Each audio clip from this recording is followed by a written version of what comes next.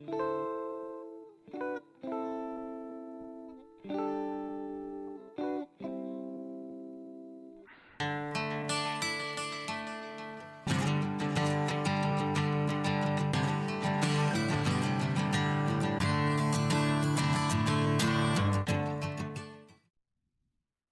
back to Grumps Barn, where today we've hit some problems. There are going to be a lot of these. I'm very glad that the last video was helpful for those of you that couldn't understand my ramblings about the front end. Yeah, it can be. That's the problem with concepts that are alien to anyone. Trying to explain it, well, yeah, you know what I mean. Trying to explain something that's an alien concept to somebody else when you're not, I'm not exactly gifted as a teacher, that's for sure. Yeah, I know that very well, but I do try. But it's great that people do find that helpful into understanding what's going on. Right, now back to today. Before I get on with this problem I've got, you'll see here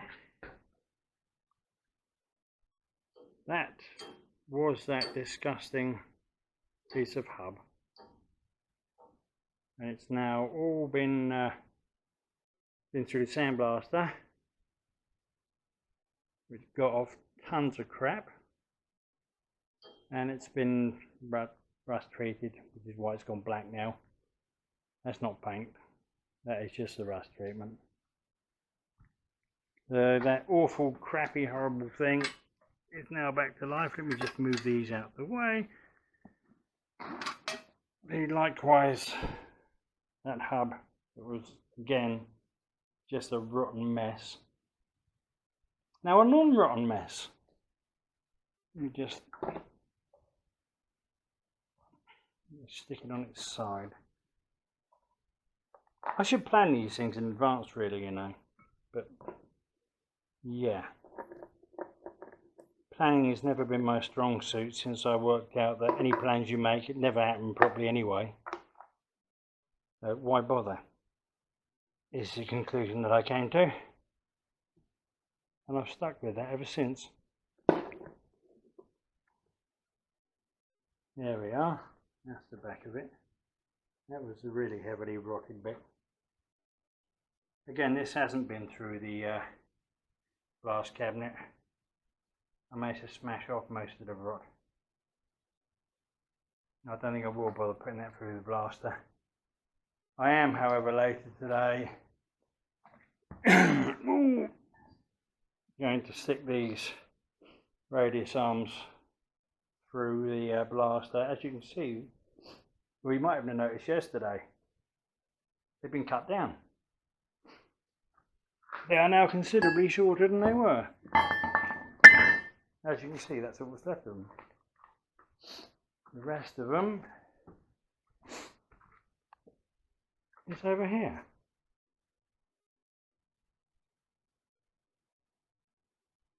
And that massive chunk of metal was cut yet again with that epoxy little cheapo saber saw. Never ceases to amaze me, that bloody thing. Okay, it took 2 cutting blades to get through all that metal. But that's a very small price to pay. Obviously, I will say that I do use good quality blades in there. I use Bosch bimetallic ones.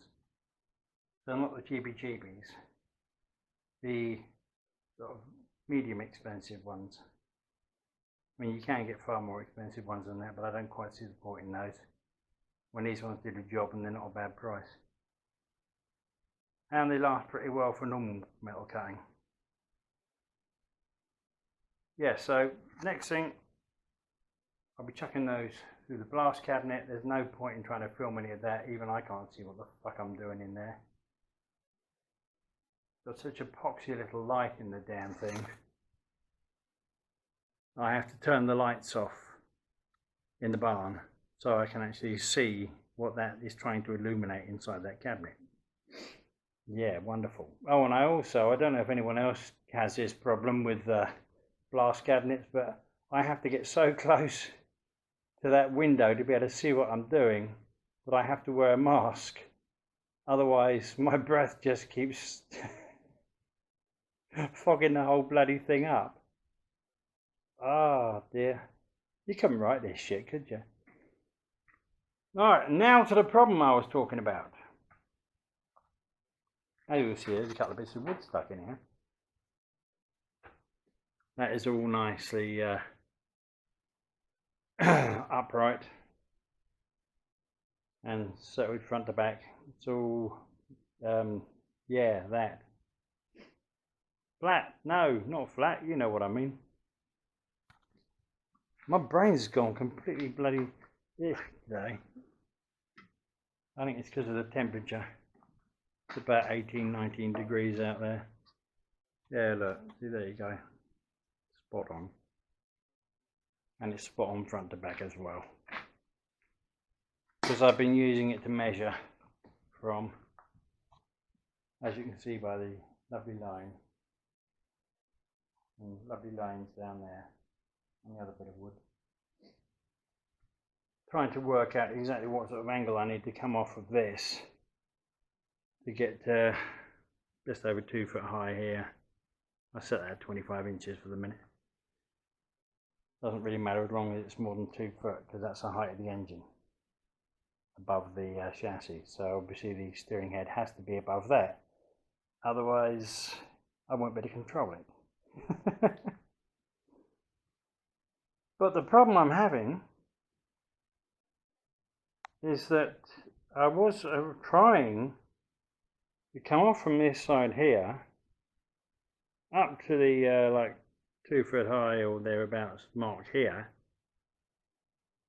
within a sort of the span of this, which is only, well, it's not even 8 inches front to back of that.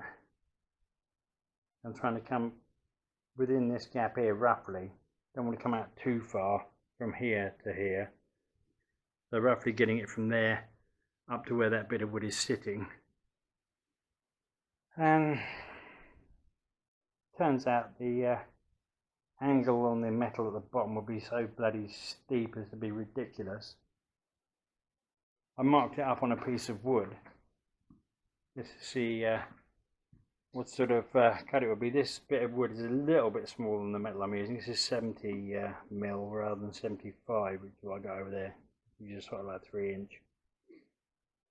And basically, to get it at that angle, I would have to cut from here right over to here. So I'd have a fucking great cut edge that long. And if I cut it down to about there, which is about the length of this bit that I actually would need to weld to that chassis, I'd then have a fucking great big bit sticking out here.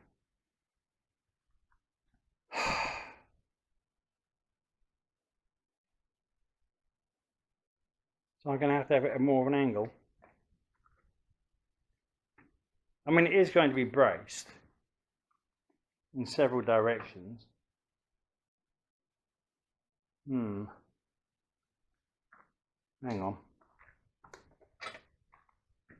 Yeah, so imagine that's your bit of wood there. That's your metal attached to the front of the chassis. That looks shit, doesn't it?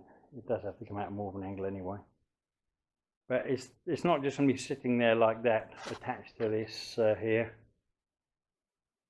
It's going to have a brace coming from the back, going straight across the top of the engine, big heavy one, to another frame that will be behind the engine. And it's also going to have a bracing coming from this side here, down onto the chassis, and the same over here, down onto the chassis over there. So it's braced side to side and front to back. And obviously where those all meet together, then I will be putting extra bracing plates around as well, just to make sure nothing moves. But I've now got to try and work out exactly what angle I can get away with on this without it getting too severe, and without it looking stupid. I mean, it looks stupid enough already. So yeah, I've got a lot of buggering about to do to work out that sort of angle. I mean, I could go for a simple option of just sticking a piece of metal across between these two legs and just having a bit come upright from it. But that would just look complete bloody rubbish.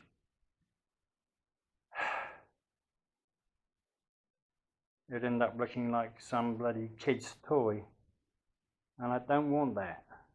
I want it to look like an adult's toy, not a kid's toy.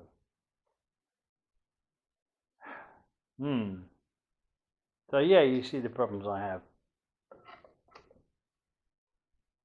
This is just to put the main tube for the bloody headstock frame on. Oh dear.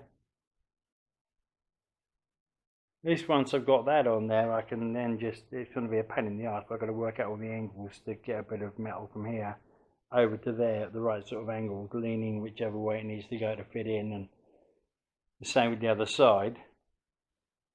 But they'll be pretty much mirror images of each other anyway. Once I've worked out one, I've got the other one.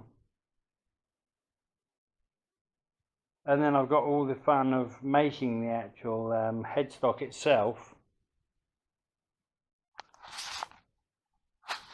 Yeah, I believe I showed you ages ago the tubes for that. Yeah, I've got a lot of buggering about to do on there. I've got to get them onto that mini mill of mine, that Chinesium thing hiding at the back. I've got to use a boring bar to bore out the inside of the tubes to fit the bearings, top and bottom bearings in. I've never done that before. Mind you, I've never done lots of things before, so I've got to give that a go. That's going to be fun. If it doesn't work, I'll have to find a machine shop around here to do it, but I want to do it myself. Yeah, and there's so many other bits that are, yeah, it makes my head spin just trying to think about it at times. Alright, I suppose I better get on and get things done. I think I'm going to leave this angle bit here for the minute and go and chuck the generator on so I can fire up the compressor and get the blast cabinet going to clean up these two shortened hockey sticks. I've also got milling to do on these actually, but that's easy-ish. These are a little bit, hang on, this way. These are a little bit too wide to fit inside the fork legs, so I will have to skim off a mil or two each side. The rest of it's all thin enough to fit through quite easily with no problem. But it's just these particular bits stick out more than most. It also means when I come to put the rubber bushes in there, I'll probably have to skim those down a bit as well, adjust them to fit, so it all fits nicely and then plays nicely as well.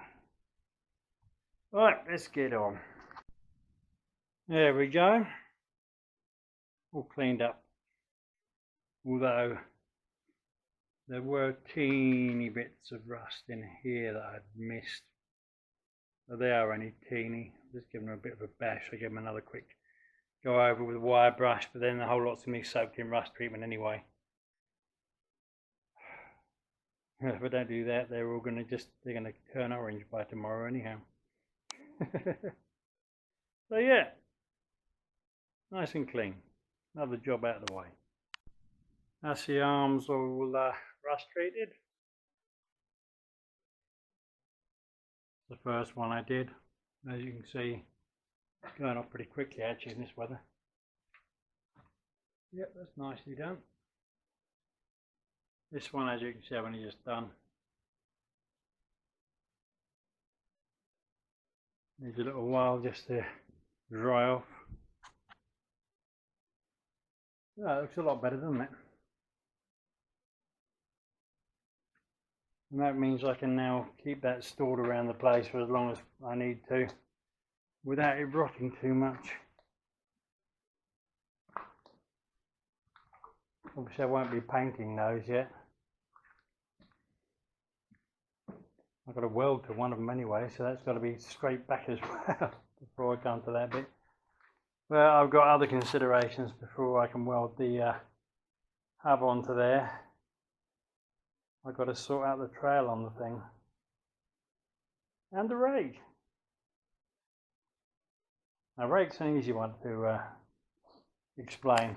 Rake is just the angle at which these lovely fork legs are going to be sitting.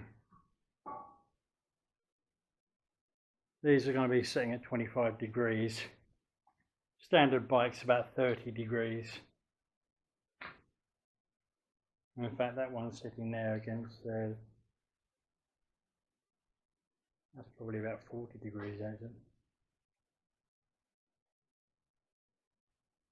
So yeah, I'm doing it at about 25-degree angle because did a lot of calculations and buggering about with bits of wood and metal and stuff, and found that 25 degrees looked about right. And it means they're not going to be sticking out too far, especially not when I've got a massive amount of weight sitting just behind them. I need them to be as upright as possible, carry the weight safely. Because the greater the angle on them, the less weight is on your front wheel, but the more likelihood there is that the weight behind there is going to bend the damn thing. And seeing as this is all going to be massively, well, I hesitate to use the term over-engineered. What I mean is I'm using everything that's fucking massive and heavy compared to what it normally would be. Everything's going to be total overkill. So it will be able to take all this weight and a bit of punishment without all ending in tears, hopefully. But we shall see. Aye, aye. Right. Find something else to do now.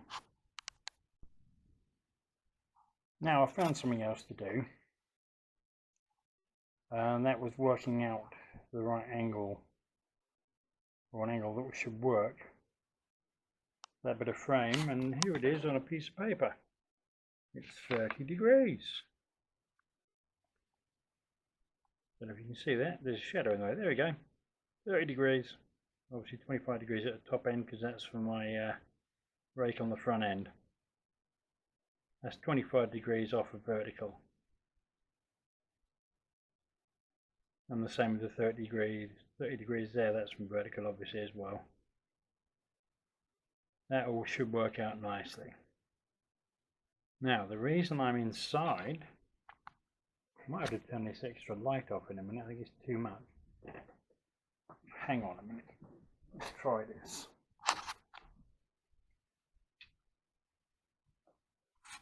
This camera's fine in low light. Ah, that's better. Less shadows. Just a shadow coming through the window. Right, this here is the tube I was talking about that I've got to cut the seats out in it for my steering head.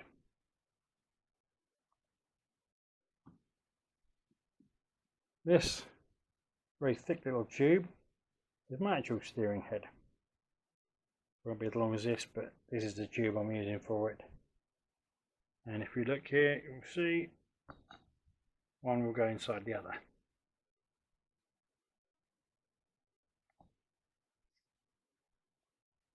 So they will be welded together.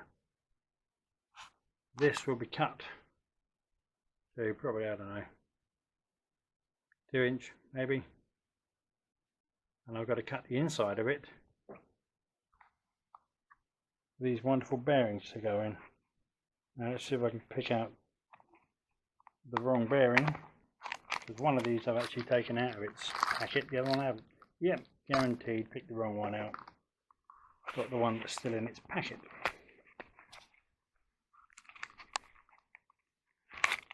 Now,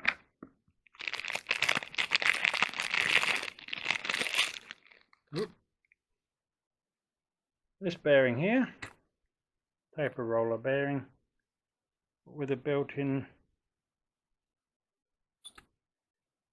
seal on top. It's rather handy and that will work out perfectly, because this has to go inside there. But as you can see, if I cut that out to fit that inside there, there's going to be very little thickness on that wall left. So I've got to, lash this up a bit, because I can't find at a decent price a nice really thick tube that I can cut into. They are bloody expensive. So what I'm going to have to do is I will cut a 2" length of this, and then I'll cut another 2" length, which I will then split so it can be opened out, put that over the top of this one, round it like a collar, and weld it on. Give it double the wall thickness then. So when I cut out all this inside and leave only a couple of mil of outside wall, I will then be adding an extra 5 mil or whatever from this bit onto the outside of it. So I'll have like a 7 mil thick wall to hold these bearings, because you need these top and bottom. Because when you've got those in there, you then put your flat plate on the top, and then you put your teeny little bolt through the middle.